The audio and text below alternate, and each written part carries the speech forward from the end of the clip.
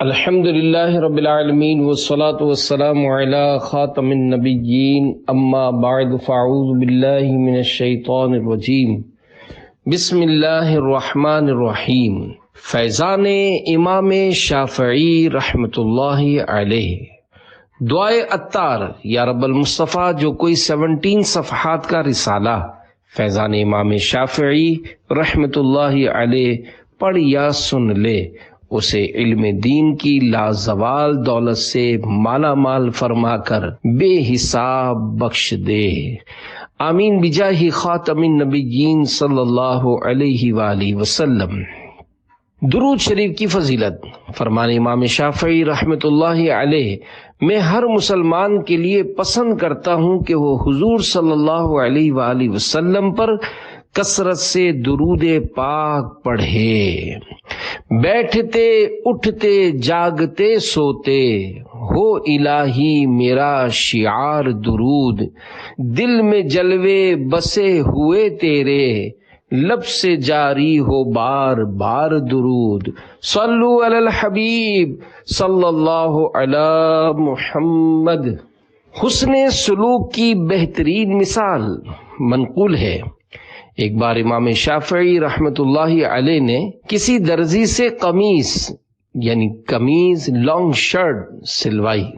درزی آپ کے مقام و مرتبے سے نا واقف تھا، اس نے مذاق کرتے ہوئے دائیں آستین رائٹ سلیو اتنی تنگ کر دی کہ اس میں آپ رحمۃ اللہ علیہ کا ہاتھ بمشکل داخل ہوتا، اور بائیں یعنی لیفٹ اتنی کھلی کر دی کہ اس میں سر بھی داخل ہو سکتا تھا۔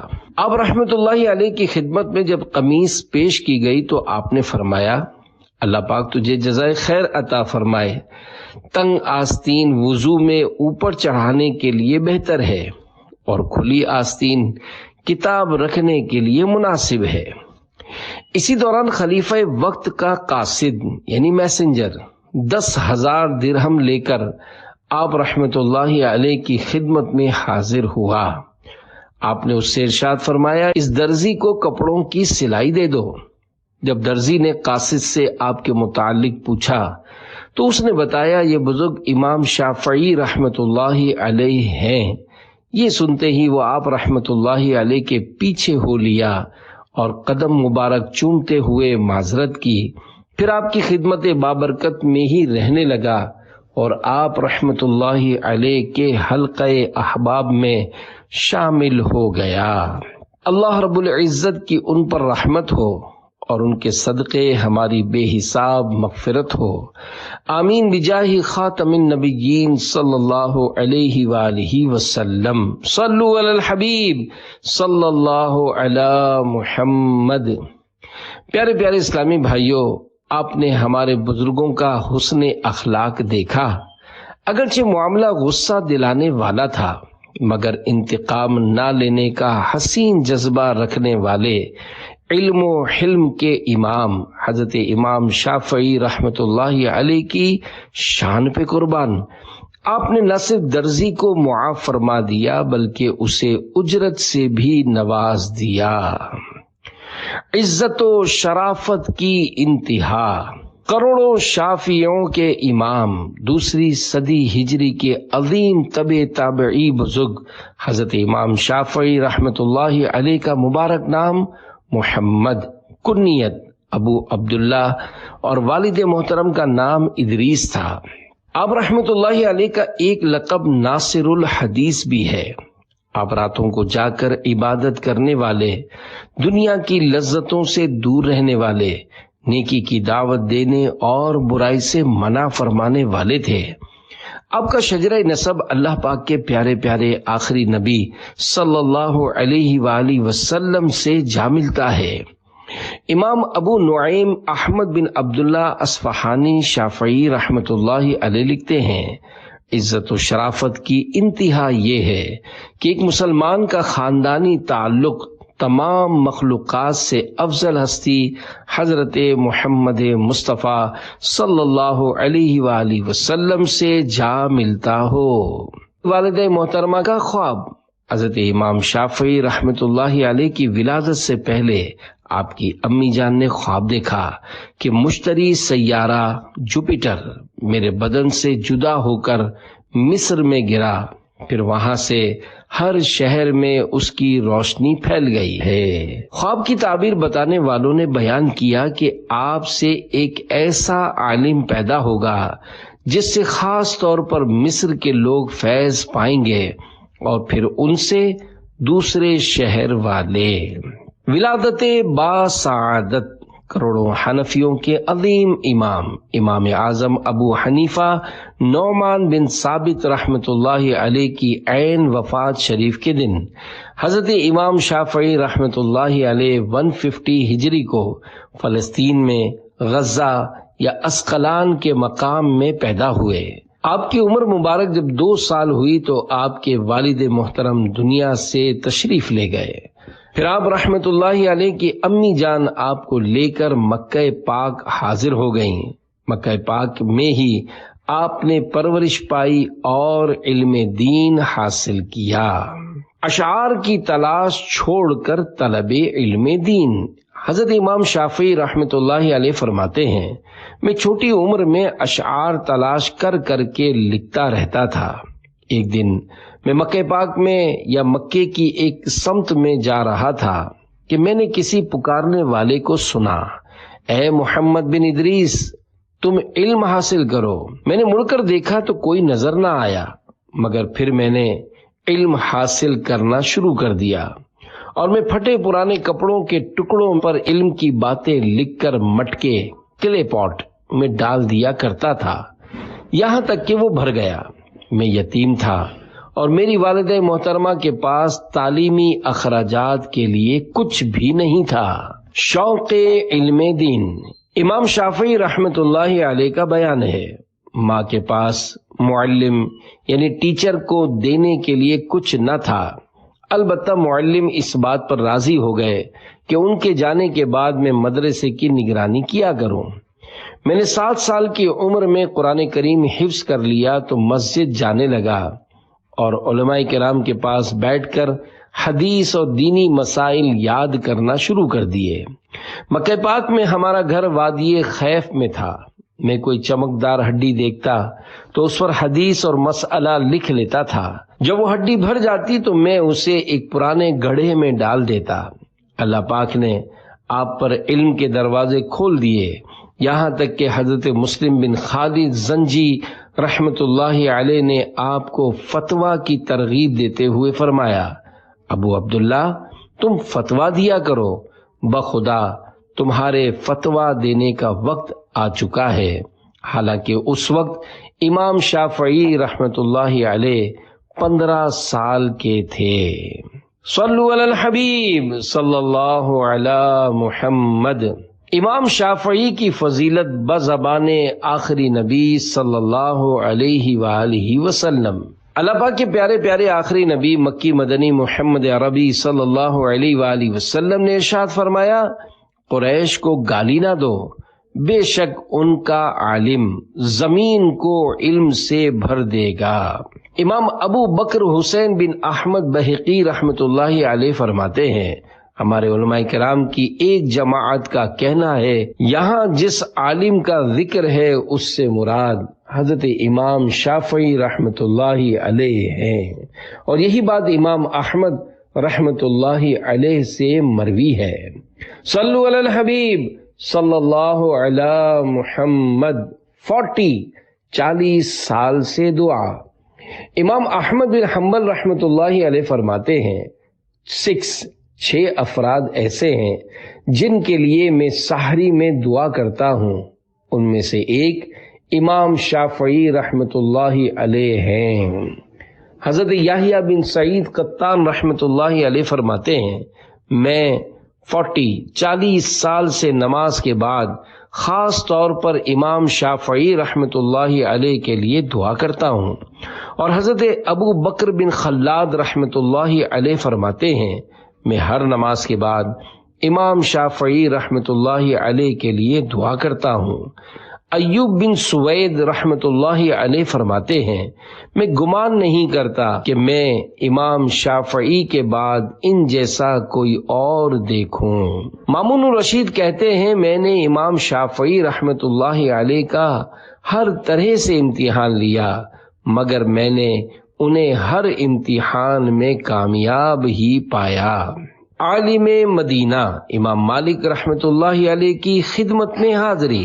حضرت امام شافعی رحمت اللہ علیہ اپنے چچا کے ساتھ مکہ پاک سے یمن تشریف لے گئے۔ جب واپس تشریف لائے تو پہل حضرت مسلم بن خالد زنجی اور حضرت سفیان بن عیینہ رحمت اللہ علیہما سے پڑھتے رہے۔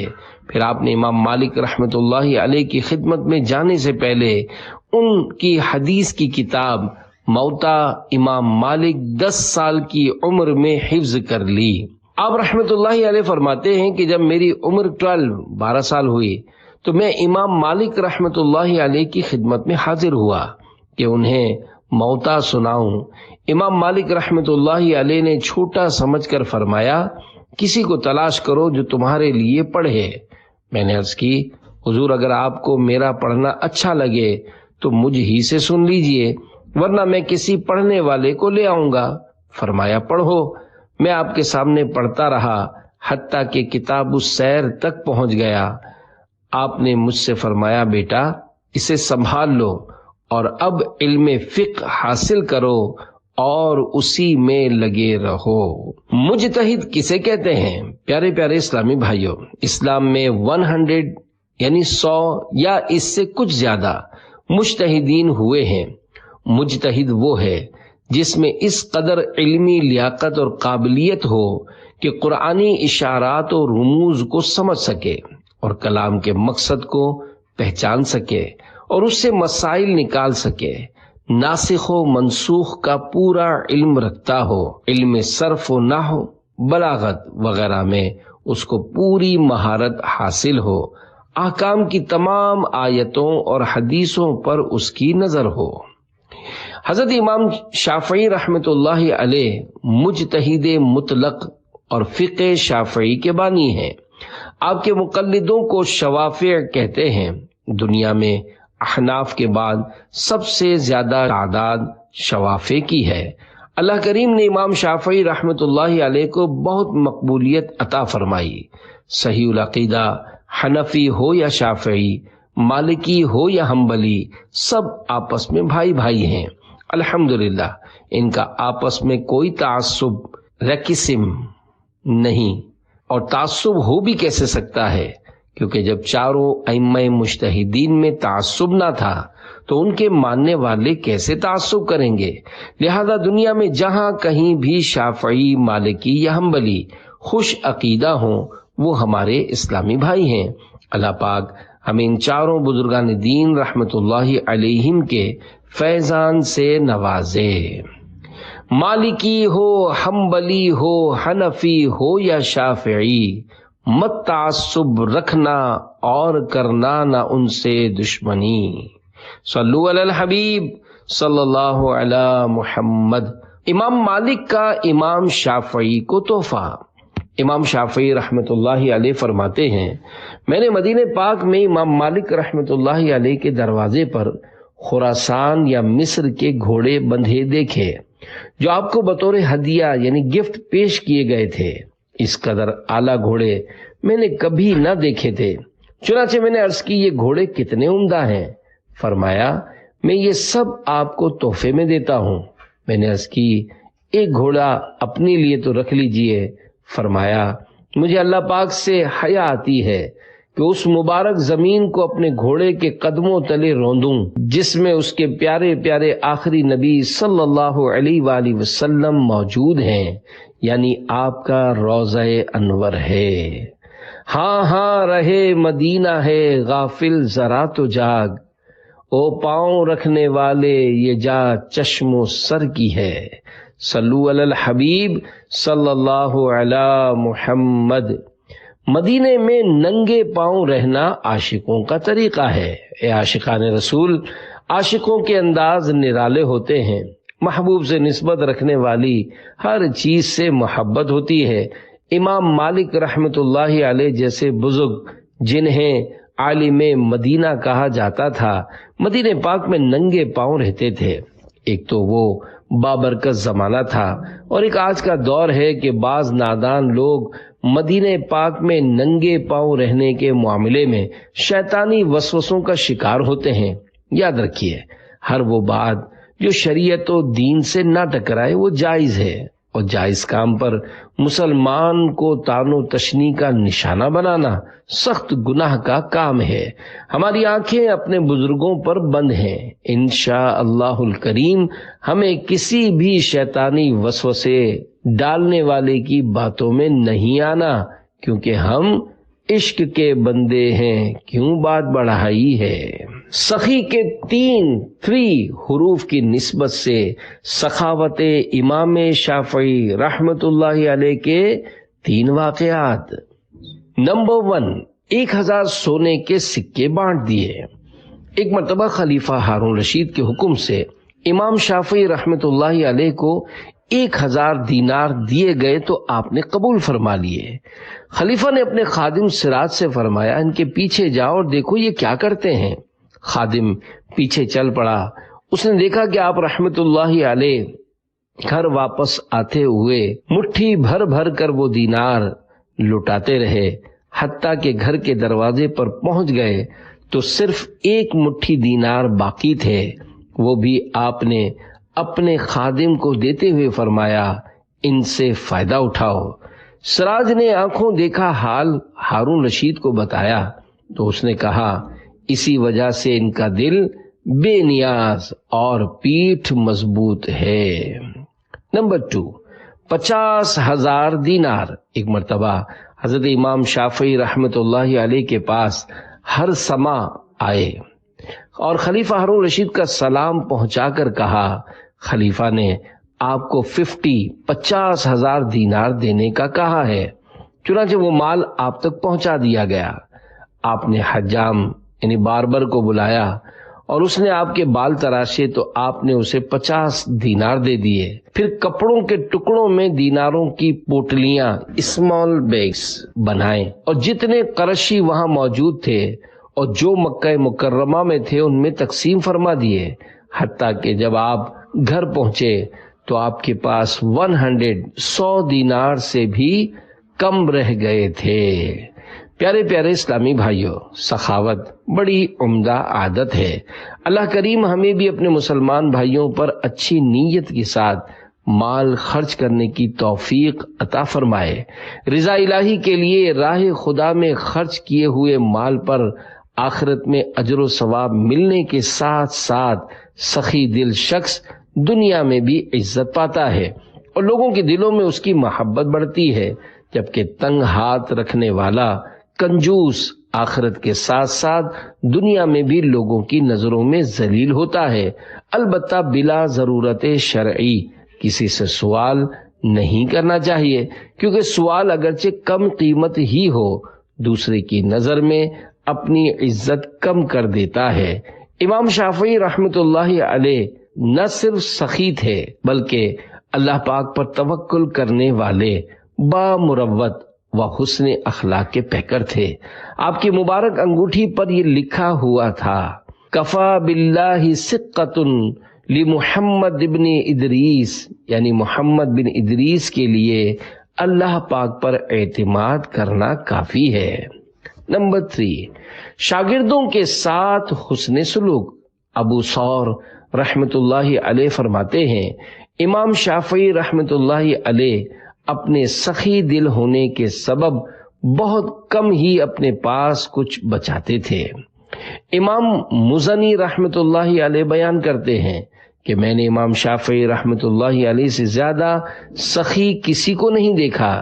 عید کی رات ایک مسئلے پر گفتگو کرتے ہوئے میں آپ کے ساتھ مسجد سے نکلا۔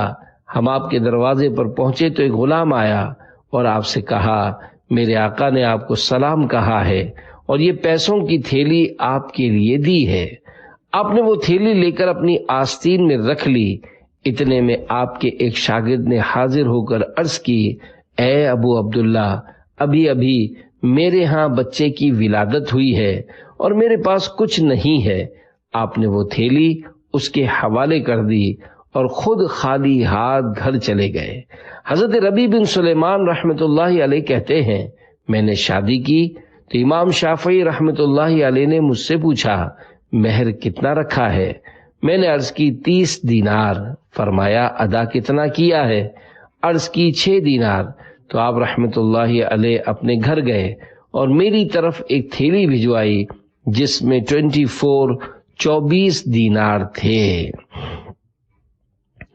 2 کاموں میں دلچسپی۔ حضرت امام شافعی رحمۃ اللہ علیہ فرماتے ہیں مجھے 2 چیزوں میں بڑی دلچسپی تھی۔ نمبر 1 تیر اندازی اور نمبر 2 علم حاصل کرنا۔ میں نے تیر اندازی میں اس قدر مہارت حاصل کی کہ 10 تیر چلاتا تو 10 کے 10 نشانے پر لگتے۔ راوی کہتے ہیں کہ علم کے حوالے سے آپ خاموش رہے تو میں نے عرض کی اللہ پاک کی قسم علم میں تو آپ اپنی تیر اندازی سے بھی بڑھ کر ہیں۔ امام شافعی رحمۃ اللہ علیہ کی داڑھی مبارک۔ امام مزنی رحمۃ اللہ علیہ فرماتے ہیں میں نے امام شافعی رحمۃ اللہ علیہ سے زیادہ حسین و جمیل نہیں دیکھا۔ آپ کے رخسار یعنی چیک مبارک ہلکے پھلکے تھے اور آپ کی داڑھی مبارک ایک مٹھی تھی۔ جب داڑھی شریف پر ہاتھ رکھتے تو ایک مشت یعنی 1 فسٹ سے زیادہ نہ ہوتی تھی۔ داڑھی مبارک پر مہندی لگاتے اور خوشبو بہت پسند فرماتے تھے۔ مسجد حرام میں دینی مسائل بیان کرنے کا دینی حلقہ۔ اے عاشقان اولیاء، مکہ پاک مسجد حرام میں فتوے کا حلقہ صحابی رسول حضرت عبداللہ بن عباس رضی اللہ عنہما کے پاس تھا۔ ان کے بعد عظیم تابعی بزرگ حضرت عطا بن ابی رباح رحمۃ اللہ علیہ یہ حلقہ لگاتے تھے۔ پھر حضرت عبد الملک بن عبد العزیز بن جریج رحمۃ اللہ علیہ فتویٰ دینے لگے۔ ان کے بعد یہ حلقہ حضرت مسلم بن خالد زنجی رحمۃ اللہ علیہ کے سپرد یعنی حوالے ہوا۔ پھر اس منصب پر حضرت سعید بن سالم قداح رحمۃ اللہ علیہ کے بعد حضرت امام محمد شافعی رحمۃ اللہ علیہ تشریف فرما ہوئے، جبکہ آپ اس وقت نوجوان تھے۔ عافیت کا سوال کیجئے۔ ایک مرتبہ حضرت امام شافعی رحمۃ اللہ علیہ شدید بیمار ہو گئے اور یہ دعا کرتے اے اللہ پاک اگر اس بیماری میں تو راضی ہے تو اس میں مزید اضافہ فرما دے۔ تو شہر کے اطراف سے حضرت ادریس بن یحییٰ معافری رحمۃ اللہ علیہ نے انہیں ایک خط بھیجا، اے ابو عبداللہ ہمارے لیے بہتر یہ ہے کہ ہم اللہ پاک سے عافیت کا سوال کیا کریں۔ اس کے بعد حضرت امام شافعی رحمۃ اللہ علیہ نے اپنے قول سے رجوع کرتے ہوئے عرض کیا میں اللہ پاک سے مغفرت طلب کرتا ہوں اور اس کی بارگاہ میں توبہ کرتا ہوں۔ پھر آپ یوں دعا کیا کرتے اللہم اجعل خیرتی فیما احب، یعنی اے اللہ پاک میری بھلائی ان امور میں رکھ دے جنہیں میں پسند کرتا ہوں۔ استاد بھی شاگرد کی طرف بھیجتے۔ امام شافعی رحمۃ اللہ علیہ کے نواسے احمد بن محمد رحمۃ اللہ علیہ فرماتے ہیں کہ میں نے اپنے والد محترم اور چچا جان سے سنا کہ حضرت سفیان بن عیینہ رحمۃ اللہ علیہ سے تفسیر اور خواب کی تعبیر کے متعلق کوئی بات پوچھی جاتی تو آپ امام شافعی رحمۃ اللہ علیہ کی طرف متوجہ ہو کر فرماتے یہ بات ان سے پوچھو۔ امام شافعی امام محمد کی خدمت میں۔ پیارے پیارے اسلامی بھائیوں، فقہ حنفی کے عظیم امام اعظم کے شاگرد رشید امام محمد بن حسین شیبانی رحمۃ اللہ علیہ امام شافعی کے اساتذہ کرام میں سے ہیں۔ جب امام شافعی عراق تشریف لائے تو امام اعظم کے قابل ترین شاگرد حضرت امام ابو یوسف رحمۃ اللہ علیہ کا انتقال شریف ہو چکا تھا۔ امام محمد رحمۃ اللہ علیہ نے حضرت امام شافعی رحمۃ اللہ علیہ کی بیوہ والدہ محترمہ سے نکاح کر لیا تھا اور امام شافعی ہی کو اپنا تمام مال اور کتب خانہ لائبریری دے دیا تھا۔ امام شافعی رحمۃ اللہ علیہ کے فقیہ و مجتہد ہونے کا سب سے بڑا اور حقیقی سبب یہی ہے۔ خود امام شافعی رحمۃ اللہ علیہ فرماتے ہیں، جو شخص علم فقہ حاصل کرنا چاہے اسے حضرت امام اعظم ابو حنیفہ اور ان کے تلامذہ و اصحاب رحمۃ اللہ علیہم کا دامن تھام لینا چاہیے، کیونکہ حقائق ان پر منکشف گر یعنی کھول دیے گئے ہیں، اور معانی مفاہیم تک رسائی ان کے لیے سہل یعنی آسان بنا دی گئی ہے۔ پھر فرمایا، خدا کی قسم میں ہرگز فقیہ یعنی عالم نہ ہوتا اگر میں محمد بن حسن شیبانی رحمت اللہ علیہ کا دامن نہ تھام لیتا اور ان کی کتابیں میرے پاس نہ ہوتی۔ حضرت ربیع بن سلیمان رحمت اللہ علیہ کہتے ہیں، میں نے حضرت امام شافعی رحمت اللہ علیہ کو فرماتے سنا کہ میں نے امام محمد رحمت اللہ علیہ سے بختی اونٹ کے بوجھ برابر علم حاصل کیا، اور وہ سب میں نے بذات خود سنا ہے۔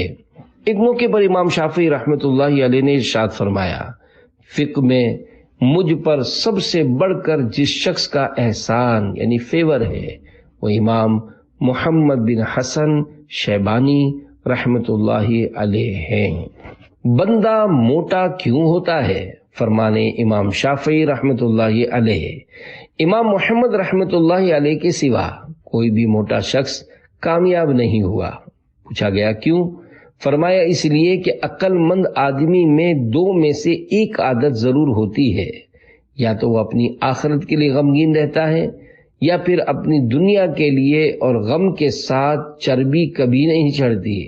لہذا جب بندہ دونوں غموں سے خالی ہے تو پھر وہ جانوروں کی صف میں چلا گیا اور چربی چڑھنے لگی۔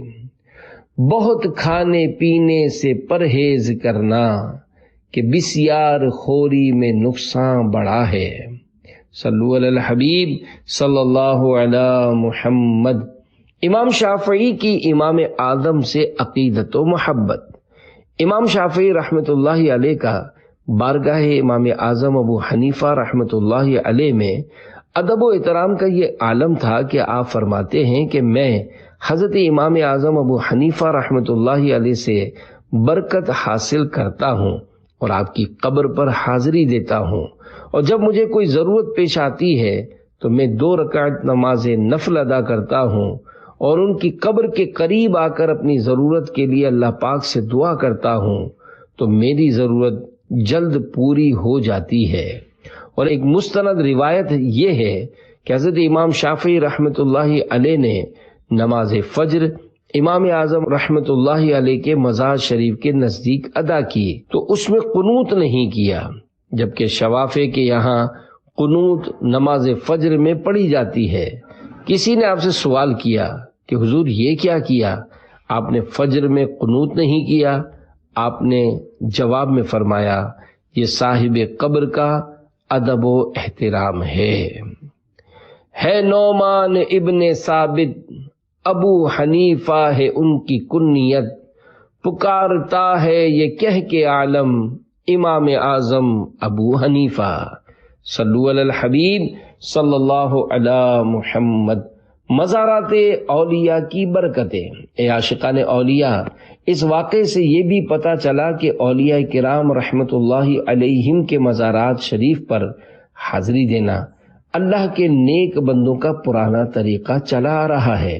جو لوگ بلا وجہ اولیاء کرام کے مزارات پر حاضری دینے سے منع کرتے ہیں وہ سخت غلط فہمی میں مبتلا ہیں۔ انہیں چاہیے کہ شیطانی وسوسوں سے بچتے ہوئے خود بھی مزارات مبارکہ پر حاضری دیں اور عاشقان رسول کو بھی حاضری سے نہ روکیں۔ البتہ اگر مزار شریف کے اطراف میں کوئی غیر شرعی معاملہ ہو یا بے پردگی وغیرہ ہو تو اس کو دل میں ضرور برا جانیے، مگر اس وجہ سے اپنے آپ کو حاضری سے محروم کر لینا سخت نادانی ہے۔ ناک پر مکھی بیٹھے تو مکھی کو اڑانا چاہیے، نہ کہ بندہ اپنی ناک ہی کاٹ ڈالے۔ اسلام کے پہلے خلیفہ حضرت امام شافعی رحمت اللہ علیہ نے فرمایا، حضرت ابو بکر صدیق رضی اللہ عنہ کی خلافت پر لوگوں نے اتفاق کیا، پھر آپ نے حضرت عمر رضی اللہ عنہ کو خلیفہ بنایا، جبکہ انہوں نے 6 افراد کی شورا بنائی کہ اپنے میں سے کسی ایک کو خلیفہ منتخب کر لے، تو شورا نے خلافت حضرت عثمان رضی اللہ عنہ کو سپرد کر دی۔ وجہ یہ تھی کہ رسول اللہ صلی اللہ علیہ وآلہ وسلم کے بعد لوگوں میں بڑی بے چینی تھی، اور انہوں نے آسمان کے نیچے حضرت ابو بکر صدیق رضی اللہ عنہ سے بہتر کسی کو نہ پایا، تو آپ ہی کو اپنا خلیفہ بنا دیا۔ حضرت ربیع رحمۃ اللہ علیہ کہتے ہیں، میں نے امام شافعی رحمۃ اللہ علیہ کو یہ فرماتے ہوئے سنا کہ رسول اللہ صلی اللہ علیہ وآلہ وسلم کے بعد لوگوں میں سب سے افضل حضرت ابو بکر، پھر حضرت عمر، پھر حضرت عثمان، اور پھر حضرت علی رضی اللہ عنہم ہیں۔ سایہ مصطفیٰ مایہ اصطفیٰ، عز و ناز خلافت پہ لاکھوں سلام، یعنی اس افضل الخلق بعد الرسل، ثانی اثنین ہجرت پہ لاکھوں سلام۔ صلو علی الحبیب صلی اللہ علی محمد۔ امت محبوب کے لیے دعائیں۔ حضرت حسن کرابیسی رحمۃ اللہ علیہ بیان کرتے ہیں کہ میں نے امام شافعی رحمۃ اللہ علیہ کے ساتھ کئی راتیں گزاری ہیں۔ آپ تقریباً 1/3 رات نماز پڑھتے تھے، اور میں نے انہیں 50 سے زیادہ آیات پڑھتے نہیں دیکھا۔